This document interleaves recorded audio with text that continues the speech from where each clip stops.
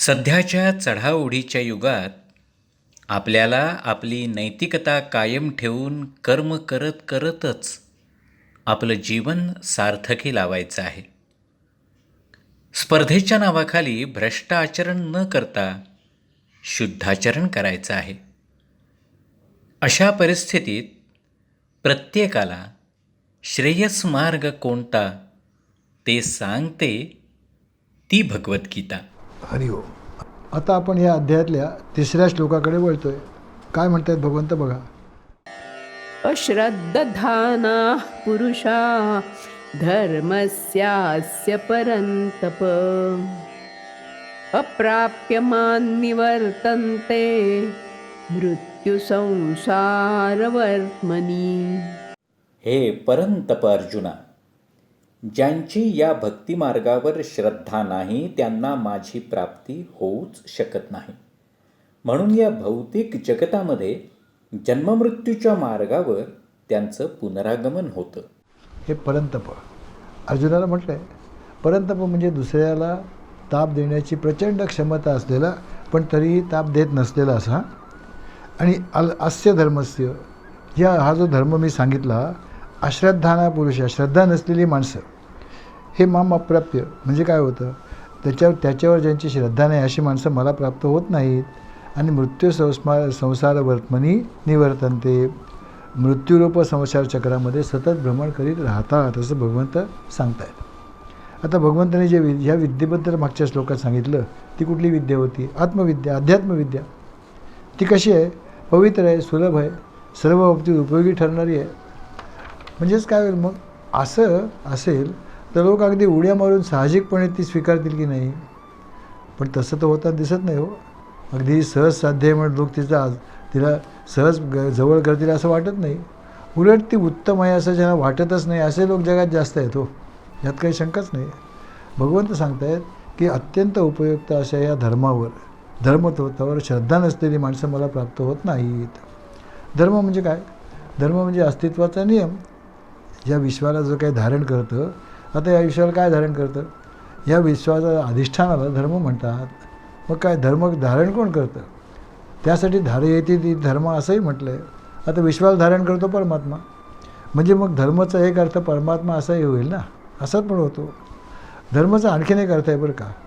जे अविद्येमध्ये मोहामध्ये फसलेले आहेत ना, त्या जीवांना ज्या साधनेने उद्धार केला जातो त्या साधनालाही धर्म असंच म्हणतात. आणि धर्मावर विश्वास नसलेली, श्रद्धा नसलेली अशी माणसं जी आहेत ती मला प्राप्त होत नाही तसं भगवंत सांगत आहेत. जे अश्रद्ध आहेत त्यांच्याविषयी भगवंत सांगत आहेत. हे आपण जाणतो की शास्त्रांचा अभ्यासच काय, आपलं रोजचं जीवनसुद्धा श्रद्धेशिवाय अशक्य आहे. त्याला व्यावहारिक श्रद्धा म्हणतो, एवढंच फरक आहे. जीवन जगण्यासाठी प्रत्येक क्षेत्रामध्ये व्यावहारिक श्रद्धा असावीच लागते. दुसरी असते आध्यात्मिक श्रद्धा.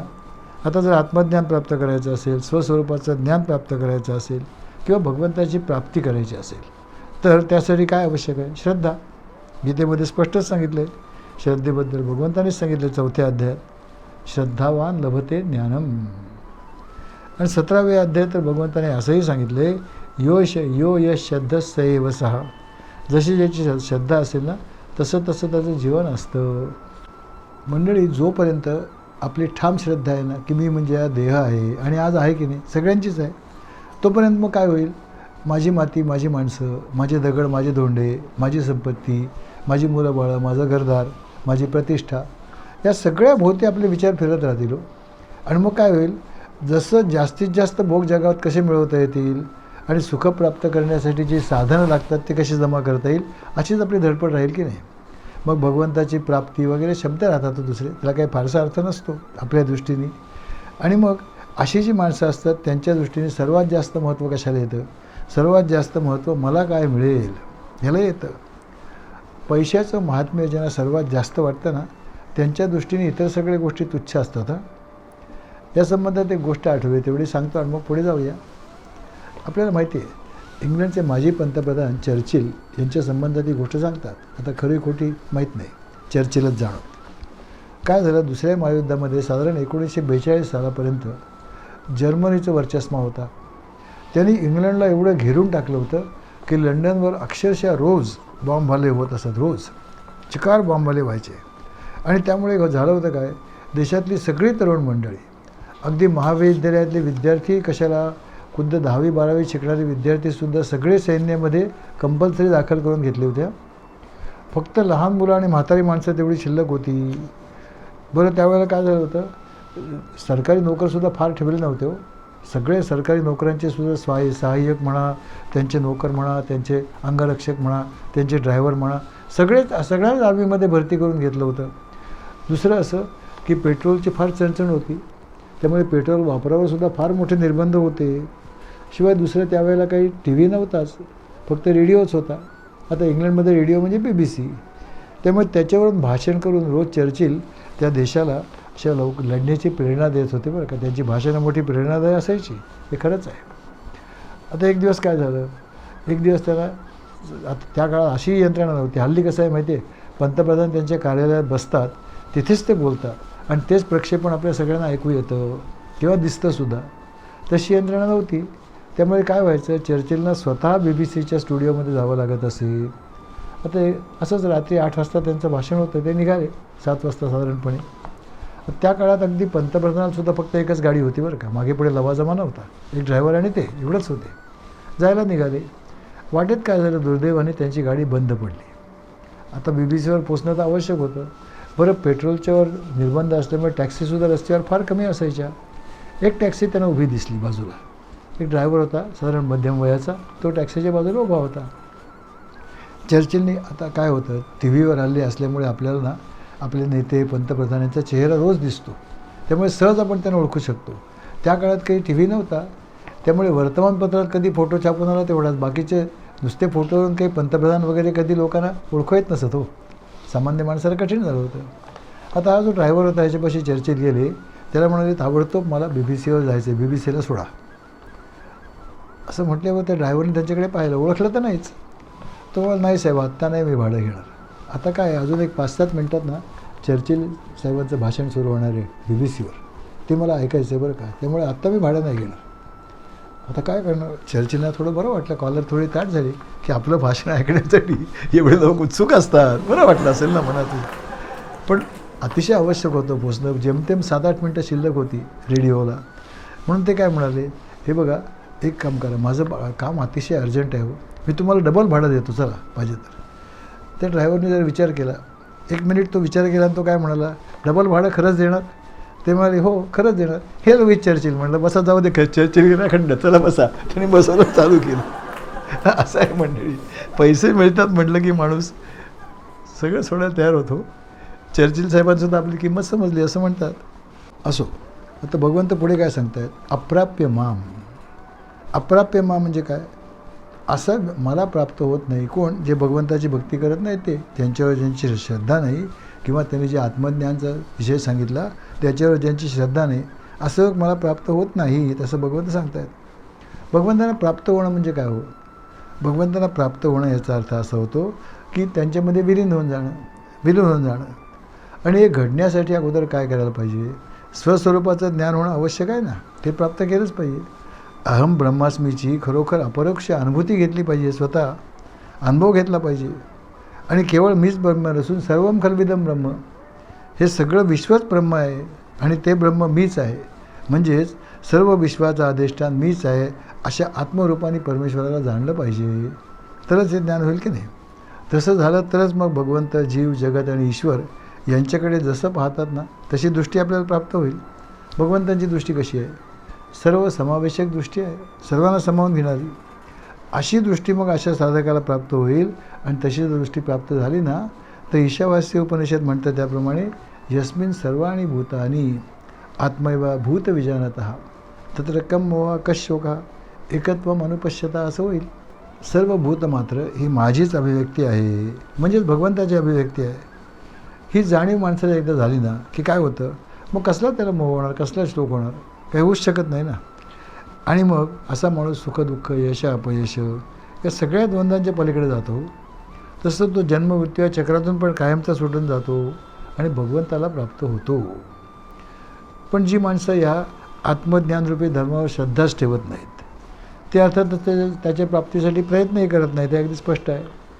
आणि मग काय होतं, जीवनात एकदा सुख एकदा दुःख, एकदा यश एकदा अपयश, एकदा चांगलं आरोग्य एकदा रोगग्रस्त, अशा चक्रात ही माणसं कायम आयुष्यभर फिरत राहतात हो. कारण शेवटी दुःख हाच मृत्यू आहे आणि सदा प्रसन्नता हेच खरं जीवन आहे.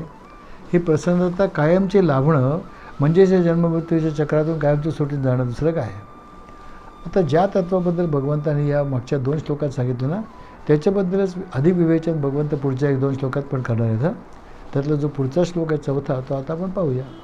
आता आपण 4थ्या श्लोकाकडे वळतोय. काय म्हणतात बघा.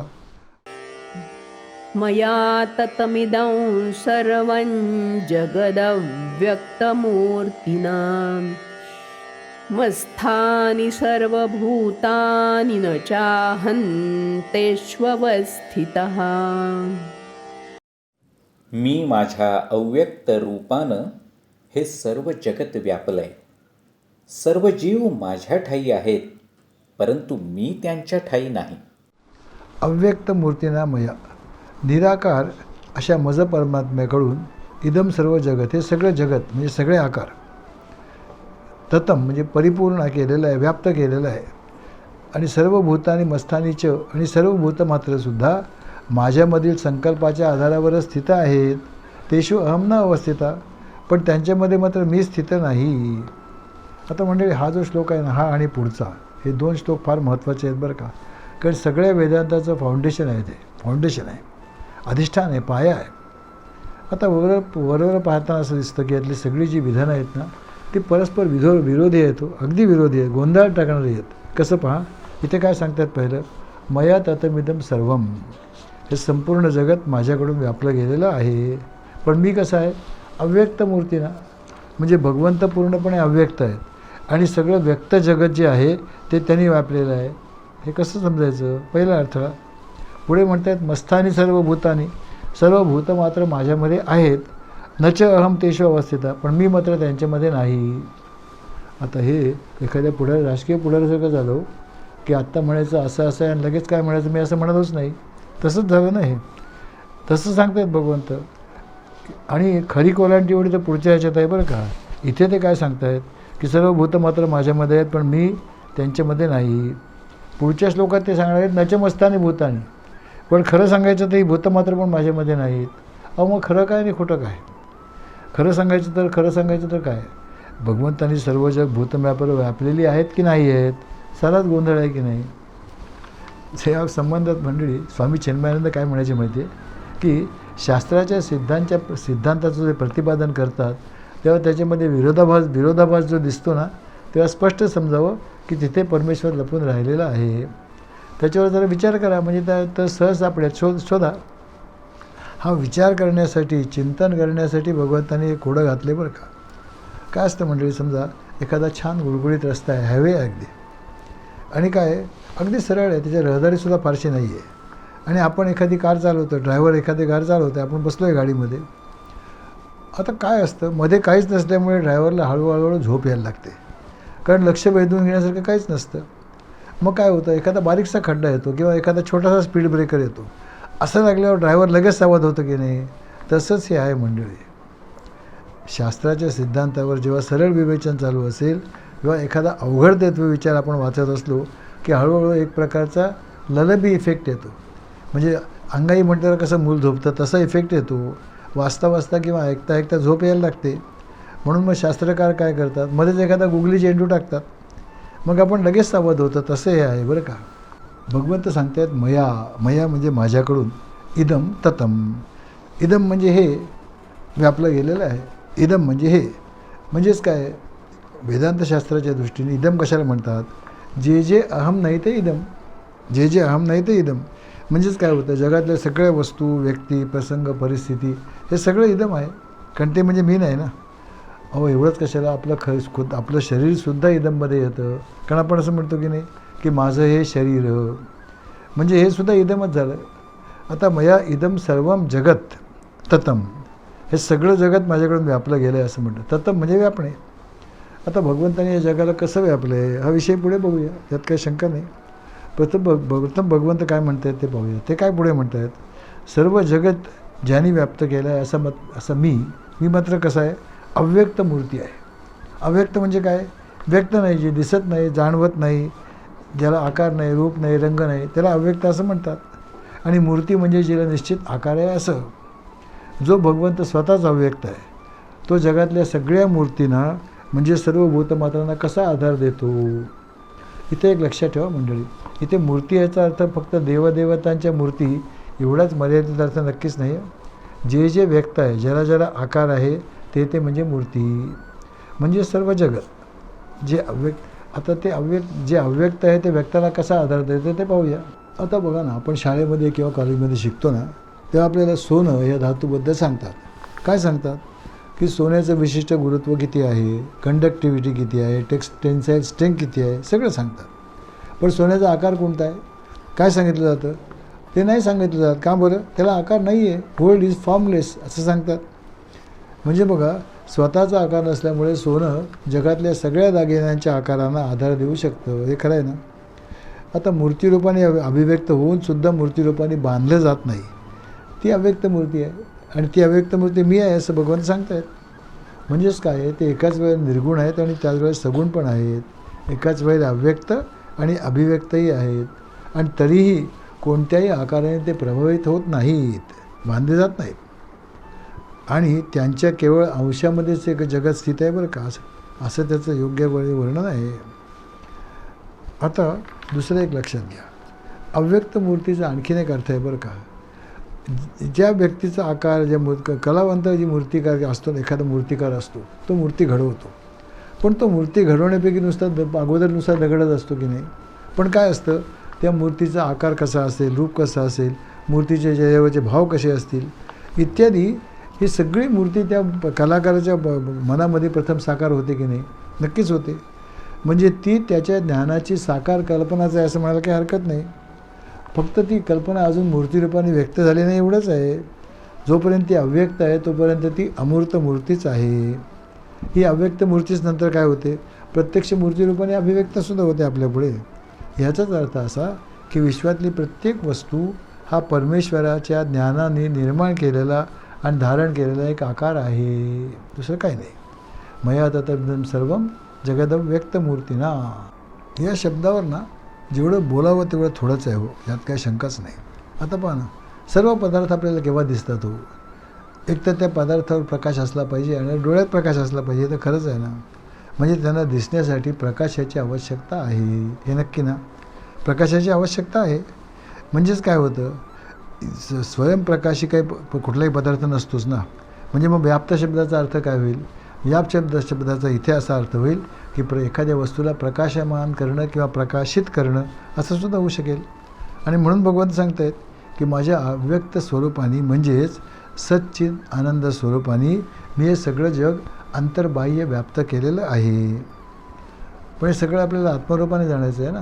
कारण शेवटी एक लक्षात ठेवा, वेदांतसुद्धा आत्मरूपाने जाणलं तर फायद्याचं आहे, नाहीतर ते ज्ञान म्हणजे केवळ बोजा होईल ना.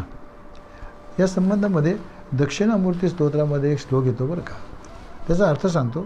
त्याचा अर्थ असा होतो की एक समजा एक घट आहे, मटका आहे किंवा मटका आहे म्हणा, घडा आहे, माठ आहे, त्याला पुष्कळ भोकं आहेत. आपण काय केलं, त्या माठामध्ये एखादी ज्योत ठेवली, प्रकाशित केली, मेणबत्ती म्हणा, पणती म्हणा ठेवली. तर ती ज्योत ती काय करते, ती ज्योत त्या घड्याच्या आतला जो भाग आहे तेवढा तर प्रकाशित नक्कीच करते. पण त्याला जी काही भोकं आहेत त्या भोकांमधून तो प्रकाश बाहेर पण जातो आणि आसपासच्या वस्तूंनाही प्रकाशित करतो की नाही. तसंच या शरीररूपी घटामध्ये अगदी पंचकोशांच्या आतमध्ये, अगदी मनबुद्धी चित्त अहंकार इत्यादीच्या सगळ्यांच्या आतमध्ये परमात्मा अंतःकरणात विराजमान आहे, निश्चित आहे. तो काय करतो, अंतःकरणात निर्माण होणाऱ्या अहमला म्हणजे मीला प्रकाशित करतो, मी या वृत्तीला प्रकाशित करतो. या वृत्तीला चेतना मिळाल्यामुळे ती काय करते, ती मग कामक्रोधादी सर्व विकारांची, सुखदुःख, आवड नावड इत्यादी अनुभवांची माणसाला जाणीव देते. आणि हाच आत्मप्रकाश इंद्रियांच्या दारातून त्यांच्या बाहेर विषयापर्यंत सुद्धा जातो, डोळ्यामधून जातो, कानामधून जातो, नाकापासून जातो आणि त्या विषयापर्यंत पोचतो आणि त्याचं ज्ञान ह्या अहमवृत्तीला देतो. आणि मग ही अहमवृत्ती मग आवड नावड सुखदुःख इत्यादी अनुभव घेऊ शकते. हे अगदी खरं आहे. आता वृत्ती काही स्वयंप्रकाशित नक्कीच नाही, ती जड आहे. आणि म्हणून मग काय होतं, तिला चैतन्याचा प्रकाश व्याप्त करून असतो, त्याच्यावरती पूर्णपणे अवलंबून असते, हे नक्कीच आहे. आणि आपला जो अहम आहे ना, मी आहे ना, त्याला कोणता आकार आहे हो? खरं तर त्याला काही आकार नाही हो. मग काय होतं, ज्या ज्या ठिकाणी तो जोडला जातो ना, त्या त्या ठिकाणी तो आकार तो धारण केला असं म्हणायला काही हरकत नाही. मी जसं बघा मी असं जेव्हा म्हणतो ना की माझं वजन जास्त वाढलं आहे, तेव्हा माझं म्हणजे कुणाचं हो? त्यावेळेला मी देहाशी म्हणजे अन्नमय कोशाशी तादात्म्य केलं, असं सरळ अर्थ आहे. मी जेव्हा म्हणतो मला भूक लागली, तेव्हा मी काय केलं? प्राणमय कोशाशी माझं तादात्म्य झालं, हे नक्की आहे. किंवा आता मी म्हणतो मी दुःखी आहे, सुखी आहे, तेव्हा माझं तादात्म्य मनोमय कोशाशी झालं. आणि मी जेव्हा म्हणतो की मी हुशार आहे, मला ज्ञान आहे, असं मी जाणतो, तेव्हा माझं तादात्म्य कुठे झालं? बुद्धीशी झालं, विज्ञानमय कोशांशी झालं. आणि जेव्हा मी म्हणतो की ह्या विषयातलं मी काही जाणत नाही, या बाबतीत मी अज्ञानी आहे, तेव्हा माझं अज्ञानाशी तादात्म्य झालं ना, आनंदमय कोशाशी माझं तादात्म्य झालं, हे निश्चित आहे. पण सर्वांबरोबर असूनसुद्धा कोणीच नाही असं कोण आहे? तोच खरा आहे की नाही? अहो, जो एकाला चिकटून राहतो ना, तो समानतेने जगाशी व्यवहार करूच शकणार नाही, अगदी स्पष्ट आहे. या मीला खरं म्हणजे कुठलाच आकार नाही आहे, प्रकार नाही, विकार नाही, नाहीच नाही. पण या मीनीच सगळं विश्व व्याप्त केलं आहे की नाही? कारण पण फरक आहे मात्र, हा मी कोण आहे माहिती आहे? भगवंताचा मी आहे. कारण भगवंताचा मी हा परिपूर्ण मी आहे. आणि आपला जो मी आपण म्हणतो तेव्हा मी कसा असतो? परिच्छिन्न, छोटा, मर्यादित. आणि मी मर्यादित असल्यामुळे मी व्याप्त केलेलं विश्वसुद्धा मर्यादितच आहे. आता ह्याच्यात पुढे बराच विचार करावा लागेल, तो आपण अर्थातच पुढच्या प्रवचनात करूया. हरिओम.